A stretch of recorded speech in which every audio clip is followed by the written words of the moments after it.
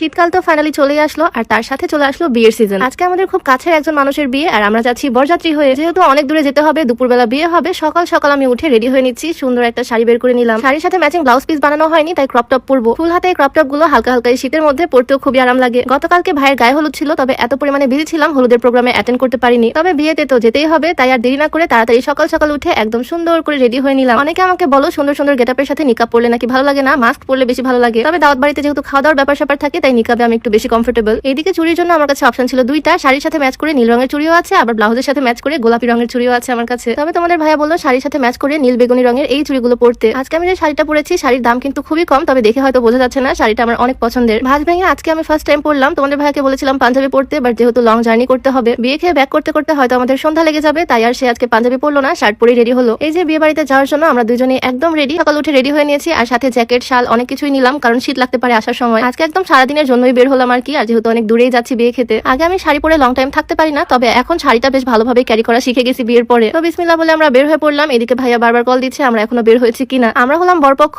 আর বর হচ্ছে আমার হাজবেন্ডের বড় ভাই। আর আমরা তাড়াতাড়ি যাচ্ছি, কারণ গিয়ে আবার গাড়িটাও ফুল দিয়ে সাজাতে হবে। আমাদের গাড়িতে করেই বর যাবে বিয়ে বাড়িতে। হয়তো সকালের ওয়েদার দেখে বুঝতে পারতেছো আমরা অনেক সকাল সকাল বের হয়েছি। এখন 1 ঘন্টা লাগবে বরের বাড়িতে যেতে, তারপরে বরের বাড়ি থেকে বরকে নিয়ে গাড়ি সাজিয়ে দেন যাবো বিয়ে বাড়িতে, মানে বউয়ের বাড়িতে বউ আনতে। গতকাল হলুদের প্রোগ্রাম ছিল, সেখানেও যেতে পারিনি। আসলে ইদানিং দিনকাল খুব ব্যস্ততার মধ্যে কাটতেছে আমাদের। তো বিসমিল্লাহ বলে রওনা দিয়ে দিলাম। এখন আমরা যাচ্ছি রাজশাহীর দিকে, আর রাজশাহী যেতে প্রায় 1 ঘন্টার মতো সময় লাগবে আমাদের। এই হচ্ছে আমার পার্সোনাল ড্রাইভার, আর সাথে আমি। তোমাদের ভাইয়ের শরীরটা খুব একটা ভালো নাই, তবে তারপরে যেহেতু খুব কাছের মানুষের বিয়ে, তাই আর মিস করলাম না। জন্মদিন, অন্যান্য ফাংশন সবকিছু একদিকে, আর যখন কারো বিয়ে হয়, নতুন লাইফে কেউ পা দিচ্ছে, তাও আবার নিজেদের কাছের মানুষ, সেখানে না গেলে কি হয়। অনেকদিন পর দুজন একসাথে গাড়ি নিয়ে বের হলাম। সে ড্রাইভ করতেছে, আমি পাশে বসে আছি। মনে হচ্ছে সকালের সুন্দর এই ওয়েদারে একদম লং ড্রাইভে বের হয়েছি। বেশ এনজয় করতেছি ওয়েদারের সাথে সবকিছু। আর নাটোর থেকে রাজশাহী যাওয়ার এই হাইওয়েটাও না খুবই সুন্দর, দুই পাশে গাছপালা। 1 ঘন্টার মধ্যে আমরা পৌঁছে গেলাম রাজশাহীতে। এখন বরের বাড়ি থেকে রাজশাহীর সুন্দর সুন্দর রাস্তাগুলো সকালবেলা একদম ফাঁকা। রাস্তা দেখে হয়তো বুঝতে পারতেছো আসলে আমাদের রাজশাহী শহরটা কতটা সুন্দর। তো দেখতে দেখতেই চলে আসলাম বরের বাড়ির সামনে। শুধু আমাদের গাড়ি না, সাথে একটা বড় হাইস যাচ্ছে, যেহেতু বরযাত্রী আমরা অনেকজনই যাবো। নতুন বউয়ের জন্য লাগেজটাও আমাদের গাড়িতেই নিয়ে নেওয়া হলো। এখানে বউয়ের শাড়ি, চুড়ি, কসমেটিক্স সবকিছু আছে। অনেকদিন পর বিয়ে খাচ্ছি, অনেকদিন পর বরযাত্রী যাচ্ছি, আমারও খুবই ভালো লাগতেছে। এই যে আমাদের বড় ভাই, আজকে ওনারই বিয়ে। বিসমিল্লাহ বলে সবাই মিলে রওনা দিয়ে দিলাম। এখন ফুলের দোকানে গিয়ে গাড়িটা সুন্দর করে ফুল দিয়ে সাজাতে হবে, আর তারপর আমরা সবাই মিলে যাবো বউ আনতে। আজকের ভিডিও অলরেডি অনেক বড় হয়ে গেছে, সবকিছু তোমাদের সাথে শেয়ার করবো নেক্সট ভিডিওতে। আজকে এই পর্যন্তই। সবাইকে আল্লাহ হাফেজ, আসসালামু আলাইকুম।